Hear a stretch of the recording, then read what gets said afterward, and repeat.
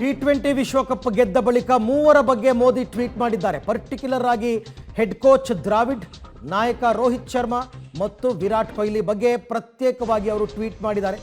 ಅದರಲ್ಲೂ ಕೂಡ ರಾಹುಲ್ ದ್ರಾವಿಡ್ ಅವರ ಅಸಾಮಾನ್ಯ ಕೋಚಿಂಗ್ನಿಂದ ಭಾರತ ಕ್ರಿಕೆಟ್ಗೆ ಹೊಸ ಹುರುಪು ಸಿಕ್ಕಿದೆ ಅಂತಕ್ಕಂಥ ಮಾತುಗಳನ್ನು ಪ್ರಧಾನಿ ಮೋದಿ ಅವರು ಆಡಿದ್ದಾರೆ. ಜೊತೆಗೆ ನಾಯಕನ ಆಟವಾಡಿದಂತಹ ರೋಹಿತ್ ಶರ್ಮಾ ಮತ್ತು ಪರ್ಟಿಕ್ಯುಲರ್ಲಿ ಸಂಕಷ್ಟದ ಸಂದರ್ಭದಲ್ಲಿ ತಂಡವನ್ನು ಹಿಡಿದು ಮುನ್ನುಗ್ಗಿಸಿದಂತಹ ವಿರಾಟ್ ಕೊಹ್ಲಿ.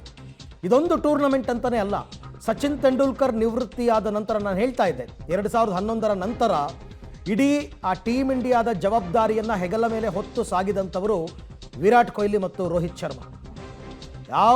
ಯಾವ ಹಂತದಲ್ಲಿ ಭಾರತ ಇತ್ತು, ಯಾವ ಸ್ಥಾನದಲ್ಲಿತ್ತು, ಅದನ್ನು ಮತ್ತಷ್ಟು ಎತ್ತರಕ್ಕೆ ಏರಿಸುವ ಕೆಲಸವನ್ನು ಇವರಿಬ್ಬರು ಕೂಡ ಮಾಡ್ಕೊಂಡು ಬಂದರು.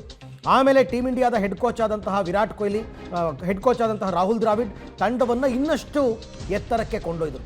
ಕಳೆದ ಬಾರಿ ಏಕದಿನ ವರ್ಲ್ಡ್ ಕಪ್ನಲ್ಲೂ ಕೂಡ ರನ್ನರ್ಸ್ ಅಪ್ ಆದರು. ಸ್ವಲ್ಪದರಲ್ಲಿ ಗೆಲುವು ಮಿಸ್ ಆಗಿತ್ತು.